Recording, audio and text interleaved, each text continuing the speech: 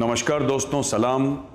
आज मैं अपने पाकिस्तानी दोस्त, पाकिस्तानी भाई बहन से मुखातिब हूं और आज मैं आपसे बात करना चाहता हूं। बड़े दिन हो गए हमने आपस में बात नहीं करी। बस यही गाली गुफ्तारी का सिलसिला चलता रहता है। कुछ आप हमें देते हैं, कुछ हम आपको देते हैं। लेकिन मुझे लगता है कि कहीं ना कहीं ज़रूरत है कि हम आपसे बात करें और आपको कुछ बताएं। और जो भी हम आपको बताएंगे वो हम पुख्ता तौर पे इन्वेस्टिगेट करने के बाद, उसकी जांच करने के बाद फिर हम आपको बता रहे हैं। कुछ दिन पहले मैंने एक ट्वीट करा था जिसमें मैंने लेफ्टिनेंट जनरल आसिम बाजवा की प्रॉपर्टीज़ की एक फहरिस्त ट्विटर पे डाली थी कि ये उनकी प्रॉपर्टी है और ख़ुद उनमें जनरल साहब ने साइन करा था, क्योंकि एक सेल्फ डिक्लेरेशन था ये। तो जनरल साहब ने साइन करा कि साहब ये मेरी प्रॉपर्टी है। तो फिर वो पूरी प्रॉपर्टी की लिस्ट मैंने वहाँ पर डाली जिसमें दिखाया कि उनकी करीब 10-15 प्रॉपर्टीज़ हैं और बड़ी बड़ी प्रॉपर्टीज़ हैं। सारी की सारी प्रॉपर्टीज़ जो थी उनकी, यानी कि जायदाद जितनी भी थी जनरल साहब की, वो उसके पैसे कम लगाए गए थे।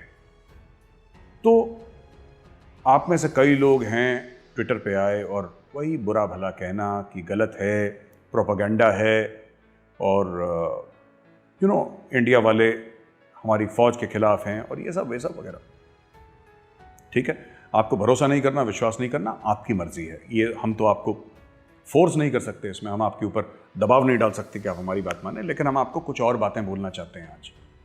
यही आपके प्यारे general, lieutenant general Asim Bajwa साहब के बारे में आपको पता ही होगा कि ये कमर जावेद बाजवा साहब जो आपके चीफ ऑफ आर्मी स्टाफ हैं, उनके रिश्तेदार हैं। ये पहली चीज़। ये सीपैक अथॉरिटी के, यानी चाइना पाकिस्तान इकोनॉमिक अथॉरिटी के ये चेयरमैन भी हैं और ये एडवाइज़र तो प्राइम मिनिस्टर भी हैं मीडिया अफेयर्स के। तो ये तो उनका प्रोफाइल है। तो सब बैजको करके कंपनी है, BAJCO, बाज से बाजवा से BAJ और CO कंपनी, बाजवा कंपनी, बैजको करके कंपनी है। मिडिल ईस्ट में ये करती है रियल एस्टेट का बिजनेस। ये धंधा इसका रियल एस्टेट का मिडिल ईस्ट में चलता है। लेकिन अमेरिका में एक शहर है नाइल, ओहायो स्टेट का शहर है। ये बड़ा प्यारा सा शहर है।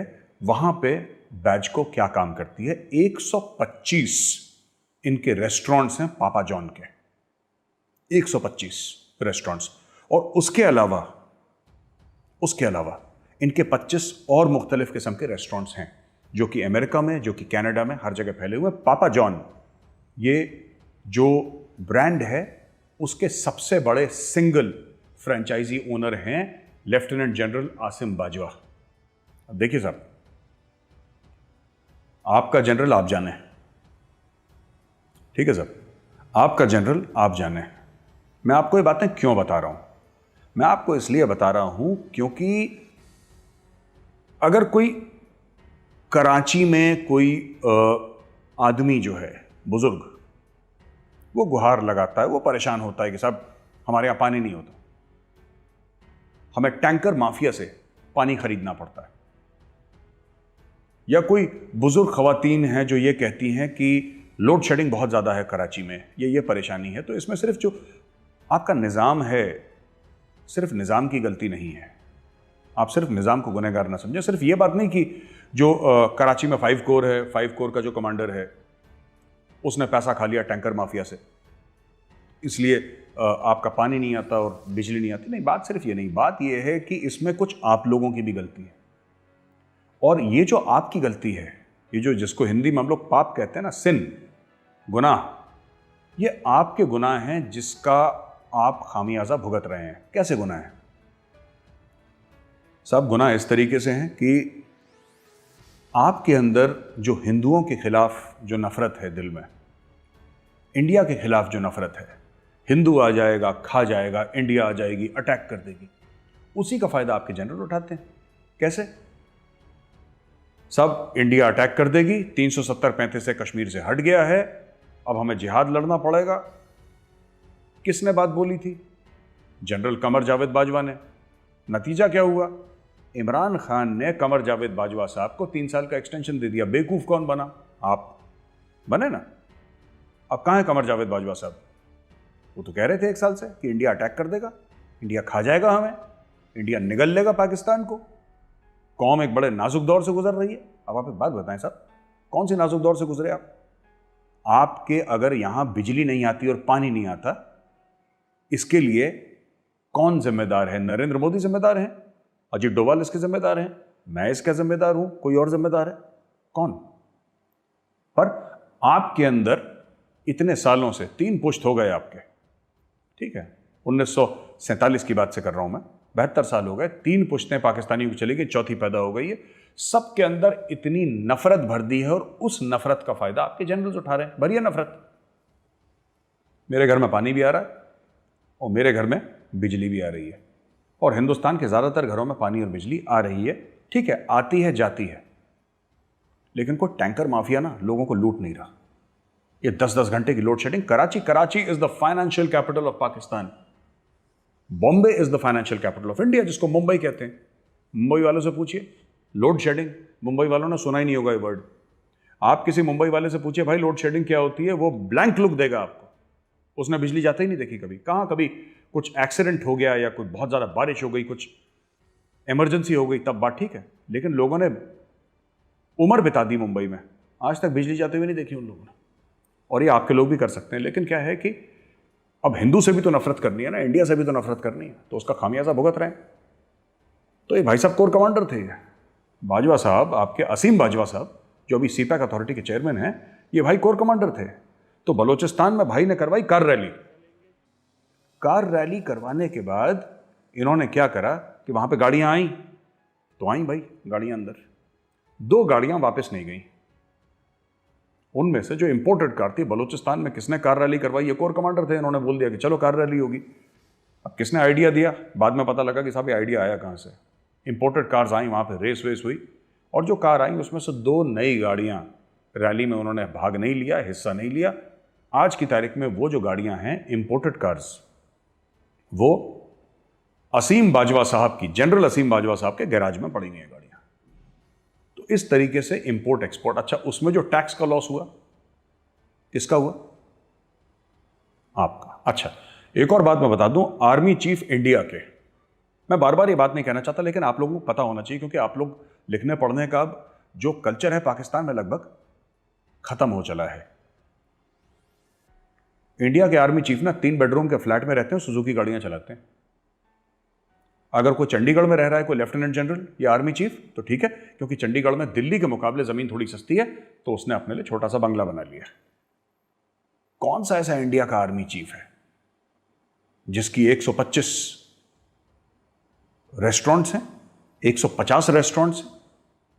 कौन सा ऐसा इंडिया का आर्मी का जनरल है रिटायर्ड, जो कि मिडिल ईस्ट में जाके अपने धंधे कर रहा है, बिजनेस कर रहा है? कौन सा इंडियन आर्मी का जनरल है जिसका बंगला है, जिसके हजारों एकड़ जमीन है बाहर? बताइए ना, कौन सा इंडियन आर्मी का जनरल है जो बाहर जाके सेटल हो गया? आर्मी चीफ की बात कर रहा हूं, कौन है जो बाहर जाके सेटल हो गया? ठीक है, अगर किसी का बच्चा है, किसी आईटी कंपनी में प्रेसिडेंट है, जनरल मैनेजर है, जाते हैं छुट्टियों में अपने बच्चों से मिलकर वापस इंडिया आ जाते हैं। ये आप ही की फौज ने ठेका ले रखा है, पाकिस्तानी फौज ने। आपको तो बना दिया बेवकूफ, ईमान तकवा जिहाद फी सबिलिल्लाह। आप लोग भी चढ़ गए घोड़े पे, हाथ में तलवार लिया, आपने भी बोला कि हम काफिरों को मारेंगे, काफिरों को काटेंगे, हम साहब काट डालेंगे। अरे तुम्हारी जेब कट गई, काफिर कटे ना कटे, तुम्हारी जेब जरूर कट गई। And I think you deserve your army. वो जो आर्मी है ना, आप लोग डिजर्व भी करते हैं, आपको पाकिस्तानी फौजी, आई थिंक आप लोग डिजर्व करते हैं। जो एक बहुत मशहूर कहावत है कि कौम जैसी होती है उसके ऊपर हुक्मरान वैसे ही मसल्लत कर दिए जाते हैं, तो ये आपके ऊपर बिल्कुल ठीक बैठती है। I think you deserve such an army. और इन लोगों ने क्या करा था कि सीपैक में इनको डाला। क्यों डाला सीपैक में? खानदानी, पहले से पैसा है इनके पास असीम बाजवा के साथ। अब ये पहले करोड़पति थे, ये आर्मी के जनरल बनने के बाद अरबपति बन गए। अब इनको डाल दिया सीपैक में। मैंने जैसा बताया, कमर जावेद बाजवा साहब के रिश्तेदार नहीं है, राइट? पर सिर्फ रिश्तेदार नहीं है, ये उस जनरल्स की फेरिस्त में इनका नाम था, उस सूची में इनका नाम था जो पॉसिबली अपसेट हो सकते थे कमर जावेद बाजवा साहब के आर्मी चीफ बनने के चलते।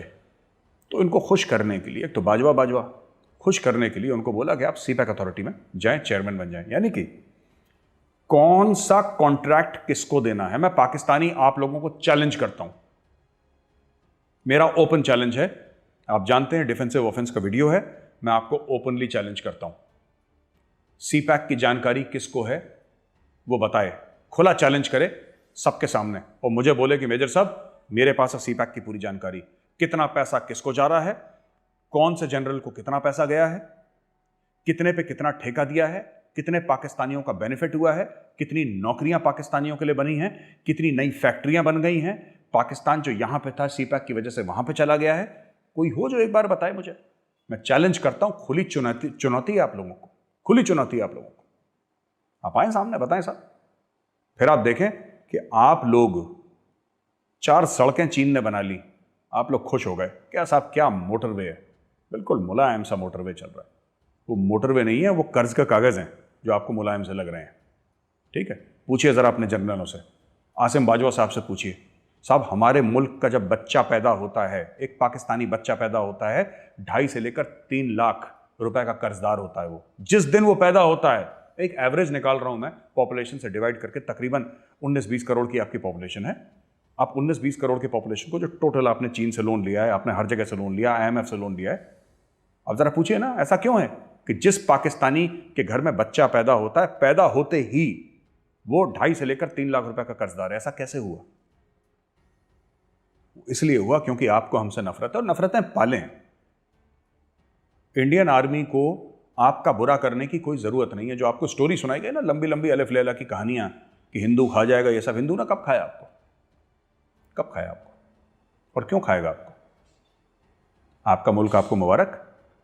आपके जब खुद के जर्नैल आपको खा रहे हैं, आप कहते हैं ना काफिर को काटेंगे, वो आपकी जेब काट रहा है, आपकी जेब काट रहा है आपका जर्नल। आपको पता होना चाहिए वो क्या कर रहा है। पूछिए बाजवा साहब से, इंपोर्ट एक्सपोर्ट में क्या स्कैम करा था उन्होंने। आसिम बाजवा साहब की बात कर रहा हूं, पूछिए ना बाजवा साहब से, साहब वो गाड़ियां कहां से आई थी, ये 125 पापा जॉन के रेस्टोरेंट हैं, ये कहां से आए? उसके अलावा 125 के अलावा 25 और रेस्टोरेंट हैं आपके अमेरिका और कनाडा में चल रहे हैं, वो कहां से आए?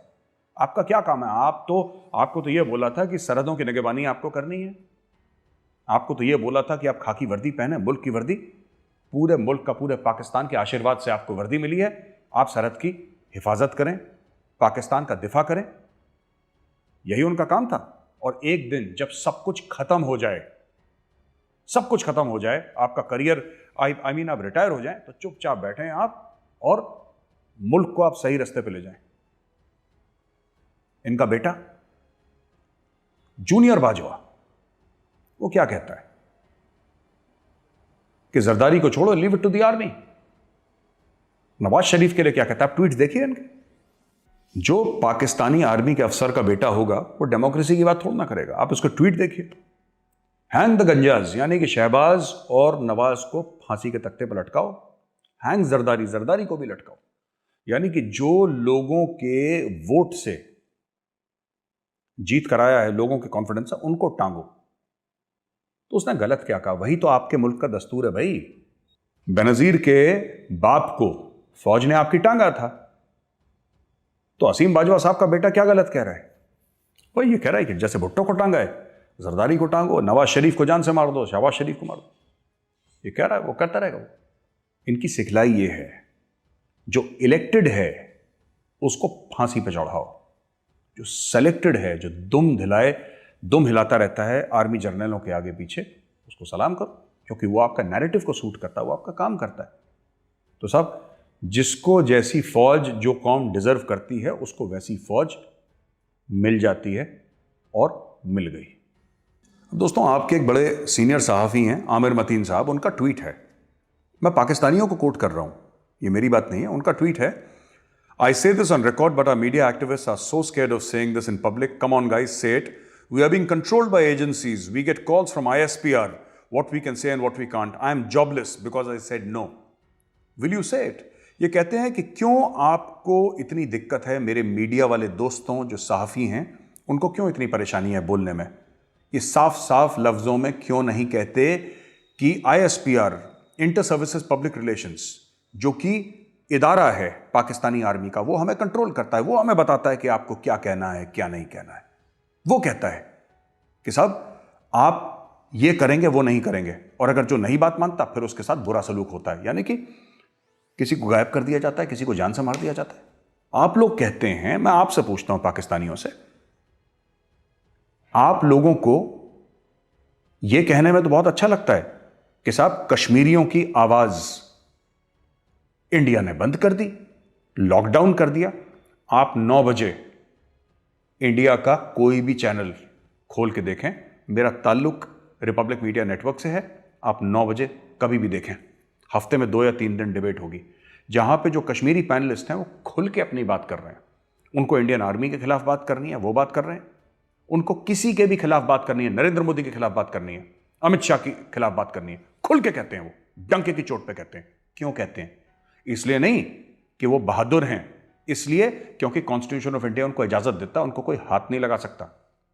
आप बताइए कौन सा ऐसा जर्नलिस्ट है जिसको हमारी सो कॉल्ड एजेंसीज ने उठा लिया? जर्नलिस्ट कश्मीर में वही मरता है जो टेररिस्ट के खिलाफ बोलता है, जो आतंकवादी हैं, दहशतगर्द हैं, उनके खिलाफ बोलता है। तो आपको भी एक बात समझ लेनी चाहिए, आपका जो मुल्क है उसको बहुत जरूरी है अपना किबला दुरुस्त करने का, क्योंकि जहां पे मीडिया फ्री नहीं है, मैं ये नहीं कह रहा इंडिया का मीडिया परफेक्ट है, इंडिया के मीडिया में 100 बुराइयां हैं, लेकिन यह बात सच है, media is largely free.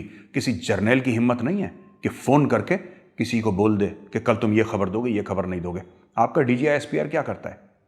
Total media management. आपका DGISPR खुलेआम जर्नलिस्ट को धमकी देता है।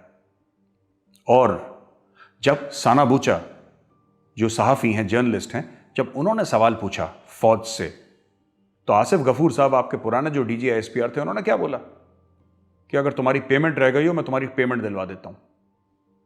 ये खुल के एक लेडी को बोल रहे हैं, लेडी जर्नलिस्ट को बोल रहे हैं, यानी कि पाकिस्तानी मीडिया है सोल्ड मीडिया। इनका यह कहने का मतलब है कि साना बूचा तुमने कहानी लिखने के लिए हमसे पैसा लिया है, यानी पाकिस्तानी आर्मी से पैसा लिया है, तुम्हारी जो कलम है वो बिकाऊ है। और यही चीज आमिर मतीन साहब बोल रहे हैं कि जो मना कर दे बिकने के लिए ही इज जॉबलेस। आमिर मतीन साहब के मैंने कई इंटरव्यूज देखे, आज की तारीख में कह रहे हैं मैं सड़क पे आ चुका हूं, मैं जॉबलेस हूं। क्यों? क्योंकि मैंने इनके सामने सर नहीं झुकाया। तो मैं अपने पाकिस्तानी दोस्तों से यह बोलना चाहता हूं कि साहब आपका बुरा हाल पता है क्यों है?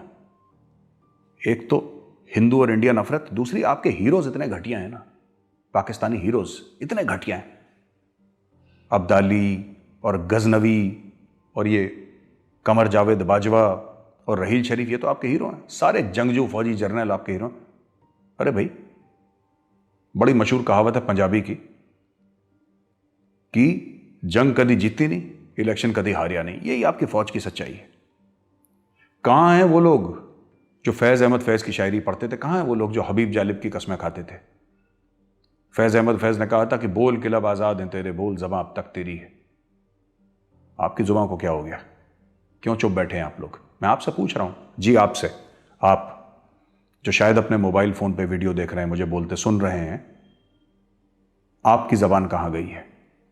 अब्दुल सत्तार एदी कहां गए? उनका नाम लेने वाले पाकिस्तान के इतने बड़े हीरोज हैं आपके। Nuclear physicist doctor Abdul Salam कहां गए? उनका नाम लेने वाले नहीं।